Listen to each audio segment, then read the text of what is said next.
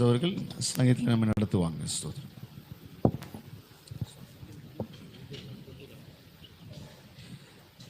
ஹல்லேலூயா. வாசிக்கப்படும்போது தெரிந்து கொள்ளப்பட்ட சங்கீத பகுதி சங்கீதம் 29. Praise the Lord.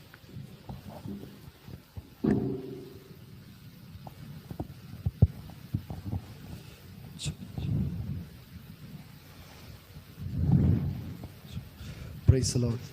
Psalm 29. Give unto the Lord, O you mighty ones, give unto the Lord glory and strength. Give unto the Lord the glory due to his name. Worship the Lord in the beauty of holiness.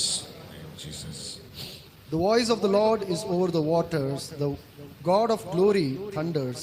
The Lord is over many waters. The voice of the Lord is powerful. The voice of the Lord is full of majesty. The voice of the Lord breaks the cedars. Yes, the Lord splinters the cedars of Lebanon. He makes them also skip like a calf, Lebanon and Syrian like a young wild ox. The voice of the Lord divides the flames of fire. The voice of the Lord shake the wilderness. The Lord shake the wilderness of Kadesh. The voice of the Lord makes the deer give birth and strips the forest bare. And in his temple everyone says glory. The Lord sat enthroned of the flood, and the Lord sits as king forever. Let us read together. The Lord will give strength to his people. The Lord will bless his people with peace. Hallelujah. Hallelujah. Let us close our eyes and let us thank God for this wonderful psalm. நம் கண்களை மூடி இந்த சங்கீதக்காய் கர்த்தரை ஸ்தோத்திரம் பண்ணுவோமா? ஸ்தோத்திரம் ஸ்தோத்திரம் ஸ்தோத்திரம் ஸ்தோத்திரம் ஸ்தோத்திரம் ஸ்தோத்திரம் ஸ்தோத்திரம் ஸ்தோத்திரம். Praise the Lord. பிதா குமாரன் பரிசுத்தாவின் நாமத்திற்கு மகிமை உண்டாவதாக. ஆதிலும் பிரதிபமான சதா காலங்களிலும் மகிமை உண்டாவதாக. ஆமென். Praise the Lord. Amen. Please be seated. நாம் யாவரும் அமருவோம். Hallelujah. Hallelujah. Hallelujah. Hallelujah.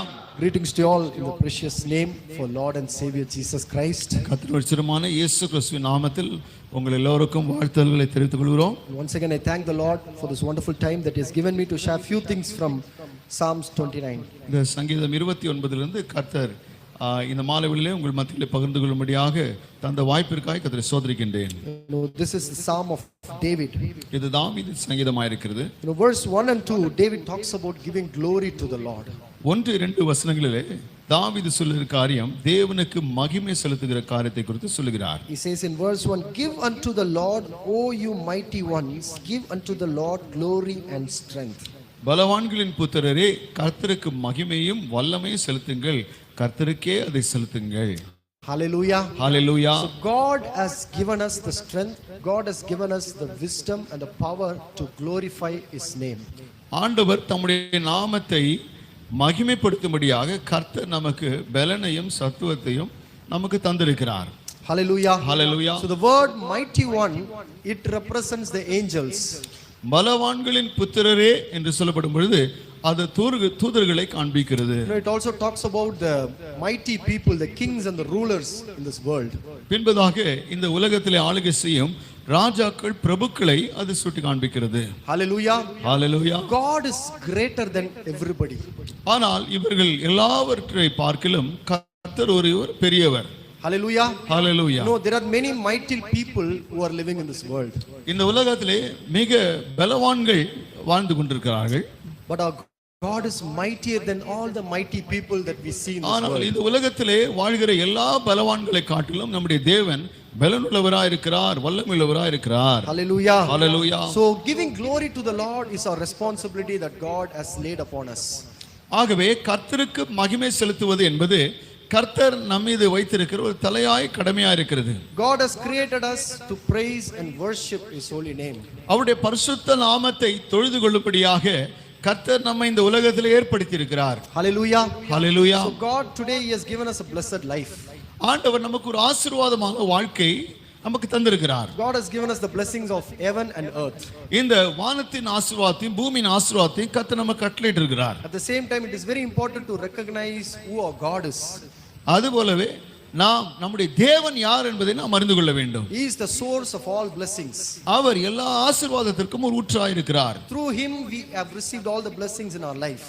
அவர் மூலமாகவே அவர் மூலமாக தான் நாம் எல்லா ஆசைகளையும் பெற்றுக்கொள்கிறோம். We have to give glory to his name.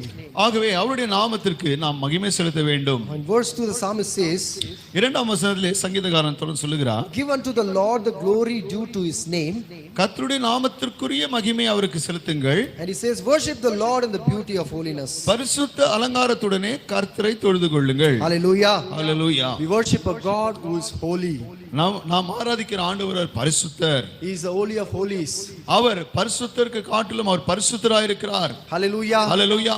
So he is a God who is seated on the throne. அவர் சிங்காசனத்திலே வீற்றிருக்கிற தேவன். He is a God who is majesty and powerful. அவர் மகிமையும் மாட்சிமையும் பொருந்தினவராய் இருக்கிறார். Today as a child of God, God has called us to worship him in holiness.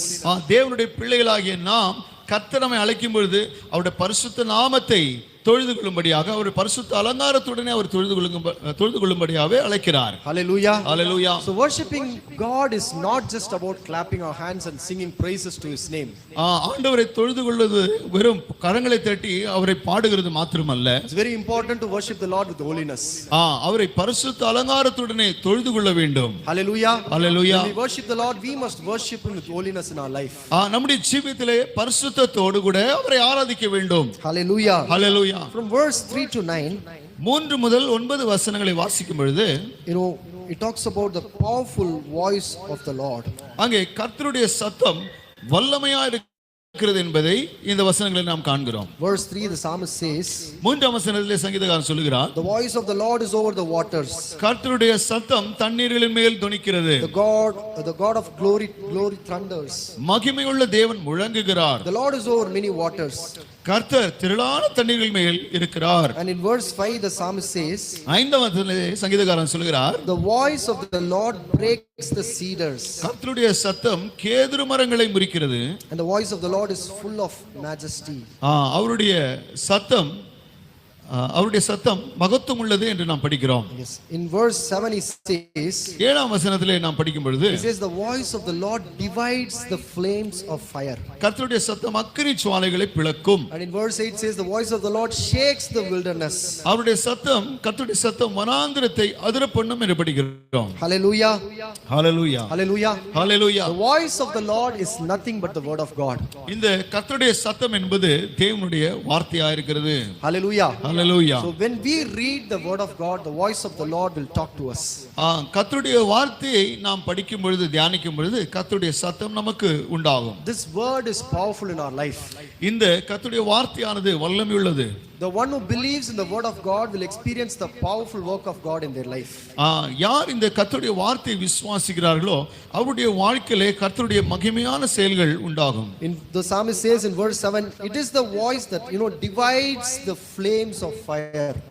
7ஆம் வசனத்தை நாம் படிக்கிறோம், கர்த்தருடைய சத்தம் அக்கினி ஜுவாலைகளை பிளக்கும். Hallelujah. Hallelujah. No matter how powerful the enemy is standing before you, எவ்வளவு வல்லமையுள்ள சத்ரு உங்களுக்கு முன்பாக நின்றாலும் சரி, no matter how powerful he is, அவன் எவ்வளவு பெரியவனாக இருந்தாலும் சரி, no matter how big your problem before your eyes today, உங்களுடைய பிரச்சனை உங்கள் கண்களுக்கு முன்பாக எவ்வளவு பெரிதா இருந்தாலும் சரி, Bible says the voice of the Lord it divides. கர்த்தருடைய வேதம் சொல்லுது கர்த்தருடைய சத்தம் அந்த அக்கினி ஜுவாலைகளை பிளக்கும். Hallelujah. Hallelujah. It divides. அதை பிளக்கும் என்று கர்த்தருடைய வார்த்தை சொல்லுகிறது. The word of God is so powerful that it can divide, it can destroy all the things that is standing before us. உங்களுக்கு முன்பாக இருக்கிற காரியங்களை கர்த்தருடைய வார்த்தையானது பிளந்து அதை நொறுக்கி போட வல்லமை உள்ளதா இருக்கிறது. Hallelujah. Hallelujah. Verse 5 the psalmist says the voice of the Lord breaks the cedars. கர்த்தருடைய சத்தம் கேதுரு மரங்களை முறிக்கிறது என்று 5ஆம் வசனத்தில் படிக்கிறோம். And it says the Lord splinters the cedars of Lebanon. கர்த்தர் லீபனோனின் கேதுரு மரங்களை முறிக்கிறார். Hallelujah. Hallelujah. So when we talk about the cedar trees, கேதுரு மரங்களை குறித்து நாம் படிக்கும் பொழுது these trees will grow very tall. அந்த மரங்கள் மிக உயரமாக வளரக்கூடியவைகள். And they are very strong in nature. அவைகள் மிக பலத்தவைகளாய் இருக்கிறது. It is not easy to break the trees. அந்த மரங்களை எளிதாக முறிக்க முடியாது. But Bible says the voice of the Lord is powerful that it will break the cedars. ஆனா கர்த்தருடைய வசனம் சொல்கிறது கர்த்தருடைய சத்தம் அந்த கேதுரு மரங்களை லீபனோனில் உள்ள கேதுரு மரங்களை முறிக்குமா. Hallelujah. Hallelujah. Today this evening time you might be experiencing some strong holes in your life. உங்களுடைய வாழ்க்கையிலே ஏதோ ஒரு அரண் போல ஒரு காரியங்களை நீங்கள் அனுபவித்துக் கொண்டிருக்கலாம். You might be experiencing some hurdles that is not moving in your life. உங்களுக்கு முன்பாக இருக்கிற தடைகள் அது மாறாத பட்சத்திலே காணப்படலாம். It might be a sickness that is so prolonged in your life. அதிக நாட்களாய் போராடுகிற ஒரு வியாதியா இருக்கலாம். But the word of God is powerful that it can break everything in your life. ஆனால் கர்த்தருடைய வார்த்தை மிகவும் வல்லமை உள்ளது. கர்த்தருடைய வார்த்தை எதையும் முறிக்க வல்லது. Hallelujah. Hallelujah. The word of God, it brings transformation in our life. கர்த்தருடைய வார்த்தை நம்முடைய ஜீவிதத்திலே ஒரு மாற்றத்தை உண்டாக்க பண்ணும். So Matthew chapter 4 verse 4 says, மத்தேயு 4 ஆம் அதிகாரம் 4 ஆம் வசனத்தை வாசிக்கும் பொழுது,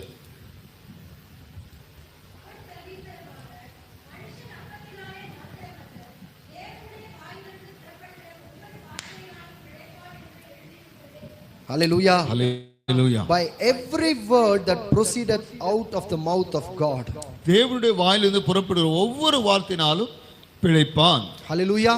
Hallelujah. Every word that we read from the Bible, it is a life to our lives.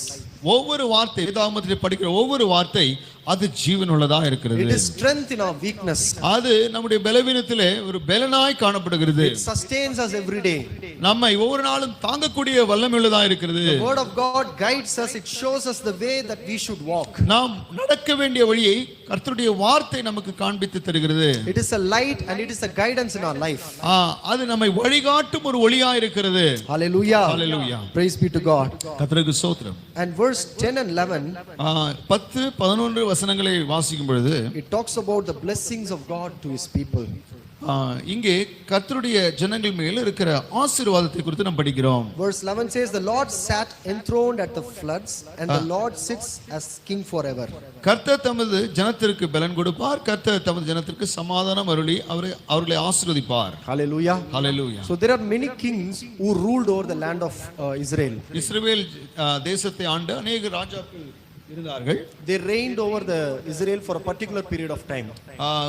எல்லாரும் ஒவ்வொரு குறிப்பிட்ட ஆண்டுகள் மாத்திரம்தான் அந்த ராஜாக்கள் இஸ்ரவேலை ஆண்டார்கள். Bible says the Lord sits as king forever. ஆனால் கர்த்தருடைய வேதம் சொல்கிறது ஆண்டவர் அவர் ராஜாவாய் அவர் எப்பொழுதும் உட்கார்ந்து இருக்கிறார். Hallelujah. Hallelujah. Today you and me serve a God who is the king forever. அவர் நாம் ஆராதிக்கிற ஆண்டவர் அவர் என்றென்றைக்கும் ராஜாவாக வீற்றிருக்கிற தெய்வம். His kingship will never come to end. அவருடைய கர்த்தத்துவம் ஒரு நாளும் முடிந்து போவதே இல்லை. He is the king forever and ever. அவர் என்றென்றைக்கும் ராஜாவாய் இருப்பார். Hallelujah. Hallelujah. And as a child of God, he gives us his blessings. ஆண்டவருடைய கர்த்தர் தம்முடைய ஜனங்களுக்கு தம்முடைய ஆசீர்வாதத்தை வழங்குகிறார். In 11 we read that the Lord will give strength to his people. ஆண்டவர் தம்முடைய ஜனத்திற்கு பலன் கொடுப்பார் என்று 11ஆம் வசனத்தில் வாசிக்கிறோம். The Lord will bless his people with peace. ஆண்டவர் தமது ஜனத்திற்கு சமாதானம் அருளுவார். Hallelujah. Hallelujah. So in our weakness God gives us his strength. நம்முடைய பலவீனத்திலும் ஆண்டவர் தம்முடைய பலனை தருகிறார். His strength is made perfect in our weakness. நம்முடைய பலவீனத்தில் அவருடைய பலன் பூரணமாய் விளங்குகிறது. Because we have the strength of God, we can do all things through Christ. தேவனுடைய பலன் நம்முடைய ஜீவிதத்தில் இருக்கும் பொழுது அவருடைய பலத்தின் மூலமாக எல்லா காரியங்களையும் நம்மால் செய்ய முடியும். And second blessing, it talks about the peace that God gives us. இரண்டாவது ஆசீர்வாதம் ஆண்டவர் அருளுகிற சமாதானம். God gives us peace in the midst of the storm. எந்த சூழ்நிலையிலும் கர்த்தர் தம்முடைய சமாதானத்தை நமக்கு தருகிறார். In the midst of your struggles, God gives you the peace. எல்லா போராட்டம் புயல் போன்ற போராட்டங்கள் மத்தியிலே கர்த்தர் தம்முடைய சமாதானத்தை அருளுகிறார். Hallelujah. Hallelujah. Praise be to God. கர்த்தருக்கு ஸ்தோத்திரம். Praise the Lord.